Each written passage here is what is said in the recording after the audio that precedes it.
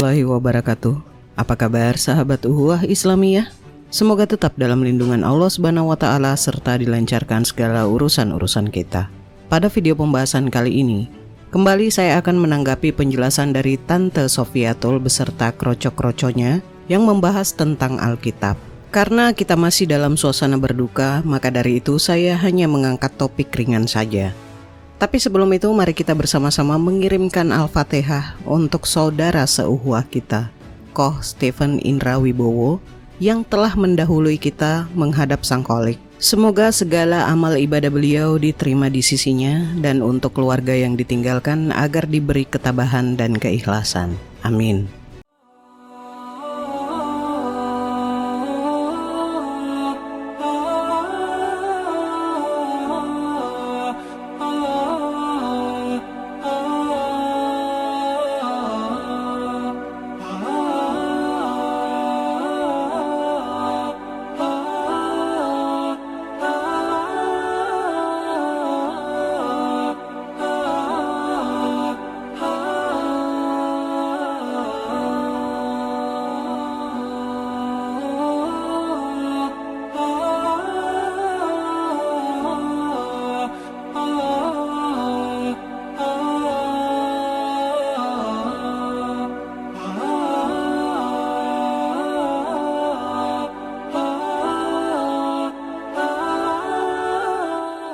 Dan tidak lupa pula saya ingin mengucapkan terima kasih yang sebanyak-banyaknya kepada yang telah mendukung channel Esa Raflesa, baik itu dukungan untuk kegiatan Esa di luar konten YouTube dan juga dukungan doa dari semuanya. Semoga Allah SWT membalas semuanya dengan berlipat-lipat. Amin. Nah, bagaimana videonya? Mari kita lihat bersama dan tanggapi poin per poin. Check it out.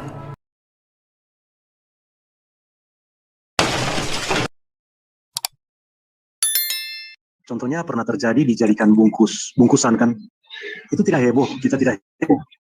Karena apa? Memang intinya di dalam kekristenan itu informasi yang kita terima. Informasi tentang apa? Nah, itu yang paling penting. Informasi tentang keselamatan. Jadi bukan berbicara kita menguasai tentang, karena Tuhan juga kan kalau dia datang dia tidak akan tanyakan kepada kita. Pengetahuan kamu tentang kitab suci seberapa? Bukan itu yang akan Tuhan tanyakan. Tetapi yang akan Tuhan tanyakan, siapa aku? Di dirimu, siapa aku ini di dirimu?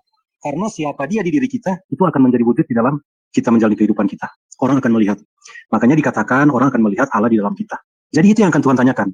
Intinya informasi yang kita terima tentang Kristus dan karyanya itu sudah jelas. Jadi bukan masalah huruf-huruf lagi. Jadi begitu ya, mungkin begitu teman-teman yang saya... Ya, ini hanya pengetahuan aja sih Pak. Ya, saya setuju dengan Bapak. Yang nggak mungkin nanti ditanyain, Sofiatul itu manuskrip itu kamu pakai Codex Vaticanus apa Sinaiticus? Ya nggak mungkin lah gue ditanya begitu sama Tuhan Yesus gitu loh ya. Betul. Jadi begini teman-teman, iman kita itu memang beda sama Muslim. Kalau Muslim itu imannya bergantung kitab, mudeng ya? Karena Islam itu berawal dari sebuah kitab yang menurut mereka dipercaya turun dari surga. Kristen enggak. Iman Kristen itu bergantung pada pribadi. Sang Firman itu siapa sih? Yesus sendiri.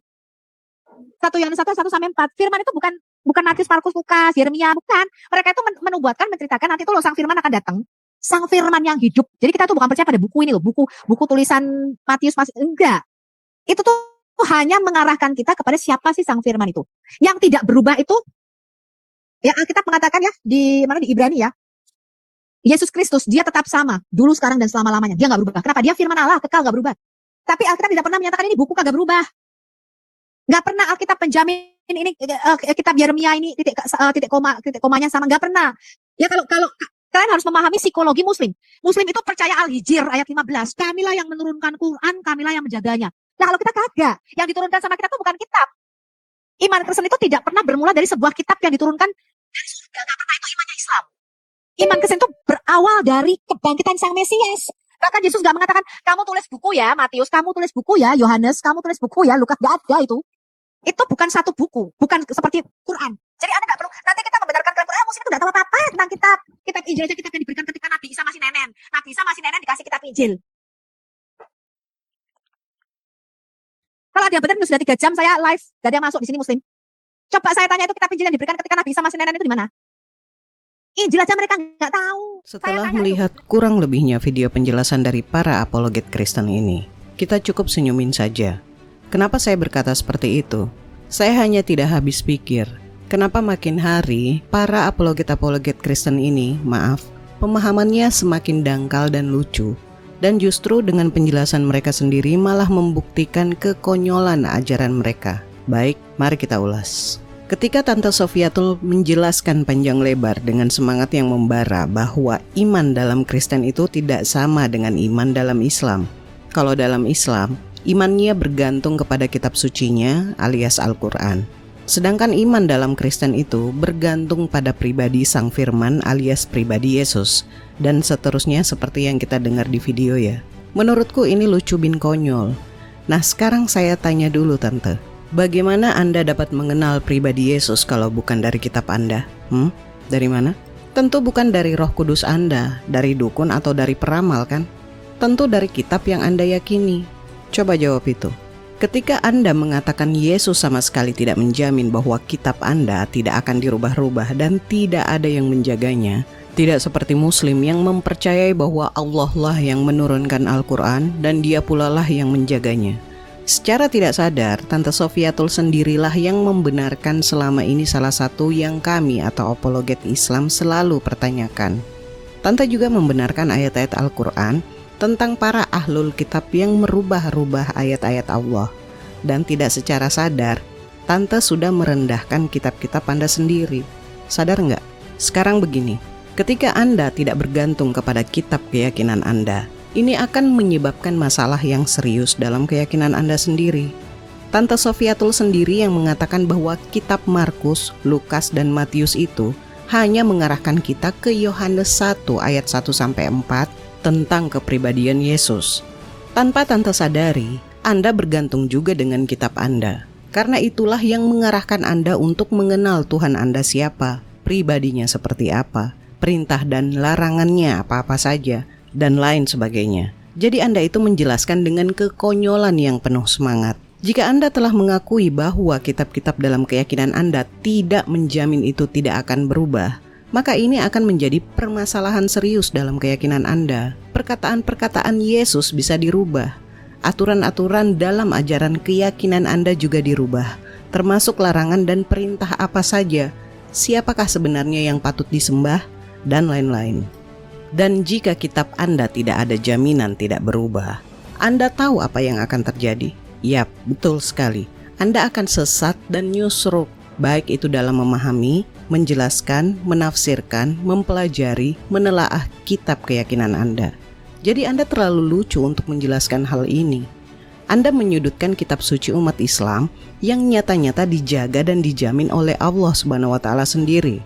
Sedangkan kitab yang Anda yakini itu tidak ada jaminan dan penjagaan dari Tuhan Anda. Ibaratnya, Anda menertawakan orang yang naik mobil pribadinya sendiri, sedangkan Anda tertawa sambil menggunakan sepeda. Bikin malu Tante ini. Dan yang lebih memalukan lagi dari penjelasan Tante Sofiatul ini, bahwa kitab Matius, Lukas, dan Markus hanya mengarahkan kita kepada kitab Yohanes 1 ayat 1-4 untuk mengenal pribadi Yesus. Nah, untuk hal ini tidak henti-hentinya saya sering mengatakan bahwa Yohanes 1 ayat 1 itu merupakan himne platonis yang dicaplok oleh penulis kitab Yohanes yang kemudian dijadikan ayat dasar untuk senjata dalam mengenal pribadi Yesus sebagai firman. Ayat ini berasal dari himne platonis yang diperkenalkan oleh cendekiawan Yahudi bernama Philo kepada bangsanya, yang bunyi kalimatnya, pada mulanya adalah logos atau firman. Logos atau firman itu bersama-sama dengan Allah, dan firman itu berasal dari Allah. Nah, penyalin kitab Yohanes kemudian mengadopsi himne ini dan menempatkannya sebagai pembukaan Injil Yohanes, lalu merubah kalimat logos itu berasal dari Tuhan menjadi firman itu adalah Tuhan. Pencaplokan ajaran Platonis oleh penyalin kitab Yohanes ini dijelaskan oleh Bapak Gereja Santo Agustinus. Dia mengatakan, buku filsafat Platonis yang telah diterjemahkan dari bahasa Yunani ke bahasa Latin, walaupun tidak sama persis tetapi jalan pikirannya sama, didukung dengan berbagai argumen bahwa pada mulanya adalah firman, dan firman itu bersama Tuhan, dan firman itu adalah dari Tuhan. Segala sesuatu dijadikan oleh dia atau firman, dan tanpa dia atau firman tidak ada yang dijadikan. Nah, sedangkan catatan kaki Alkitab The New Statement of the New American Bible menyatakan bahwa Yohanes 1 ayat 1-18 bukanlah bagian Injil Yohanes, melainkan karya lepas yang kemudian dimasukkan menjadi pembuka kitab Yohanes tersebut, di mana di situ dikatakan Yohanes 1 ayat 1-18. Pembukaan ini merupakan himne berbentuk syair, mungkin berasal dari karya bebas yang kemudian baru dikutip dan diedit untuk berperan sebagai pembuka Injil. Oke, lanjut lagi ya. Kitab Kejadian itu kan diatributkan kepada Musa. Ya toh. Sekarang mulai dari kisah penciptaan alam semesta sejagat raya ini sampai kejadian 50, Yusuf mati dikubur, Yusuf mati kejadian 50 itu. Itu kejadiannya kan ratusan tahun sebelum Musa lahir. Pertanyaan saya, bagaimana Musa itu menulis kitab Kejadian? Apa disuruh duduk didiktekan sama Jibril? Musa, tulis ya, Bereshit bara Elohim anazamayim ve'et haaretz. Kejadian 1 sampai kejadian 50 itu ratusan tahun sebelum Musa lahir. Pertanyaan saya, bagaimana Musa menulis kejadian rentang waktunya tuh 2000 berapa ya? Berapa Car? Dari kitab penciptaan sampai Musa itu 3000 lebih kali ya? Nggak hafal gua. Iya, nih ya. Bentar. Saya kasih Anda ya rentang waktunya antara Musa menulis kitab Kejadian ya. Ini Musa lahir kan di Keluaran di sini toh. Keluaran 1 itu kan Musa menceritakan ada seorang laki-laki atau bernama Imron kawin sama Yokebed, anaknya hasilnya Miriam, kakaknya dia, ada Harun, ada aku yang paling cilik, aku waktu bayi digenderkan ke sungai, itu kan kisahnya dia, kisah keluarganya. Musa kan lahirnya di sini nih. 2500 ya? Di Exodus, betul tidak? Iya, betul. Sekarang bagaimana ini Musa kok bisa menulis kitab suatu kejadian rentang waktunya kejadian 1 sampai 50? Kira-kira 2500 tahun sebelum dia lahir. Kejadian 1 sampai matinya Yusuf. Itu rentang waktunya lama loh teman-teman, ini dipersingkat sama Musa nih, cuma 50 pasal. Bagaimana caranya Musa nulis, saya tanya. Pertanyaan saya nih, Musa nulis kejadian 1 sampai kejadian 50 ini Musa nulis satu piye? Apa didiktekan sama Jibril? Apa Musa disuruh duduk sama Tuhan? Tuhan didiktekan sama Tuhan? Apa piye tak takoni? Apa Musa ini kan bukan cenayang toh? Maksud dia melihat ke masa lalu. Oh ya pada waktu itu pencipta, terus yang ngayal. Pada mulanya Allah menciptakan langit dan bumi. Bumi belum berbentuk dan kosong. Roh Allah melayang-layang di atas permukaan air. Kemudian Tuhan berfirman, ya kan? Vayomer Elohim, Yehior Vayior, berfirmanlah Elohim, jadilah terang dan terang itu jadi. Lu piye Musa ki carane lho? Kok iso ngarang kitab Kejadian ini, bagaimana caranya? Pertanyaan saya. Kan dia kan mendapat nabi sebelumnya dari Nabi Henok, kemudian dari nabi-nabi yang lain gitu kan. Tradisi lisan jawabannya. Ya, kemudian dia sama teman dia tidak mengedit itu. Dia masalah mengulang kembali kisah yang sudah dia dengar itu, dia tahu itu gitu. Ya, ini jadi saya bikin ini ada timeline waktu rentang Alkitab kita. Jadi Alkitab kita tuh tidak diturunkan kepada satu orang kayak Quran. Didiktekan selama 23 tahun kepada Muhammad. Jibril bolak-balik naik turun langit, bumi. Tahu Kak? Kalian tahu nggak? Di dalam tafsir itu Jibril ketemu Muhammad 124.000 kali bolak-balik. Ngirim ayat. Itu bukan cara penulisan Alkitab kita, brother and sister. Kita bukan Jibril naik turun naik. Capek dia.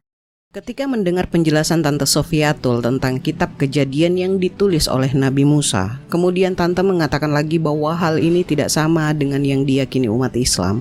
Sampai malaikat Jibril bolak-balik ribuan kali untuk menurunkan ayat kepada Nabi Muhammad. Kan Jibril kasihan capek bolak-balik. Saya sempat ingin tertawa lepas mendengarnya. Tante menanyakan bagaimana Musa menulis kitab Kejadian sedangkan dia saat itu belum lahir. Ketika Tante menanyakan hal tersebut, kemudian Tante sendiri yang menjawabnya, yang ujung-ujungnya adalah dibantu oleh Roh Kudus. Nah sekarang begini, dalam keyakinan Islam itu meyakini bahwa Taurat memang diperuntukkan kepada Nabi Musa untuk disampaikan kepada umatnya.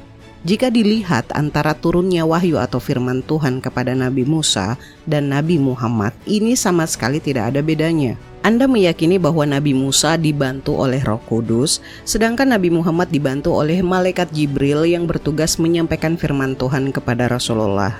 Nah, kalau kami umat Islam ditanya, dengan metode apa malaikat Jibril menyampaikan wahyu atau firman Allah kepada Rasulullah? Saya jawab, dengan metode atau sistem mu'arrada. di mana Jibril dulu yang membacakannya kemudian diikuti oleh Rasulullah berulang-ulang sampai Rasulullah menghafalnya. Dan ini diturunkan bertahap, tidak sekaligus. Karena ayat-ayat Al-Quran ini diturunkan sesuai dengan kondisi yang dihadapi oleh Rasulullah. Makanya ada asbabun nuzul ayat, alias sebab turunnya ayat itu.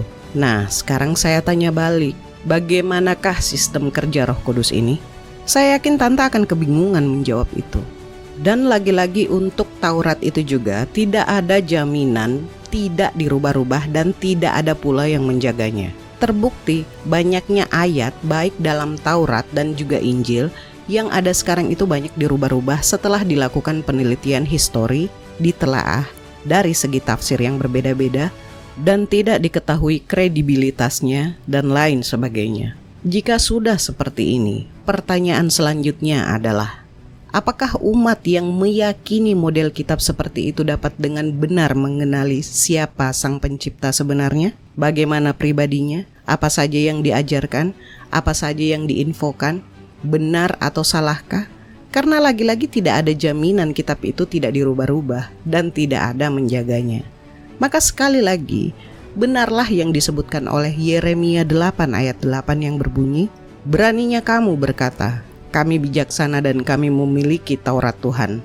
Memang pena palsu dari ahli Taurat telah membuatnya bohong. Juga firman Allah Subhanahu wa taala dalam Al-Qur'an surah Al-An'am ayat 91 yang berbunyi, kamu membuat buku itu menjadi lembaran kertas yang berserakan. Kamu menunjukkan sebagian dan kamu menyembunyikan sebagian besar. Berikutnya Al-Qur'an surah An-Nisa ayat 46 yang berbunyi, yaitu orang-orang Yahudi, mereka mengubah perkataan dari tempat-tempatnya. Al-Qur'an surah Al-Maidah ayat 41, dan di antara orang-orang Yahudi suka mendengar berita kebohongan dan suka mendengar kata-kata orang lain yang tidak datang kepadamu. Mereka mengubah kata-kata Taurat dari tempatnya. Nah, saya sarankan coba Tante Sofiatul bersegeralah untuk ke psikiater terdekat. Bukan berarti sakit atau apa ya Tante, untuk cek kesehatan psikis aja. Nah, saya rasa cukup ya. Dan nasihat untuk kali ini adalah, saat kafir bodoh menjelaskan masalah ketuhanan mereka, bagi kebanyakan orang bagaikan menonton film Thailand tanpa subtitle. Ruwet. Saya akhiri pembahasan kali ini, semoga ada hikmah dan pembelajaran yang bisa kita petik. Kurang lebihnya mohon dimaafkan. Akhir kata, Maha benar Allah dengan segala firman-Nya. Allahumma salli ala Sayyidina Muhammad. Wassalamualaikum warahmatullahi wabarakatuh.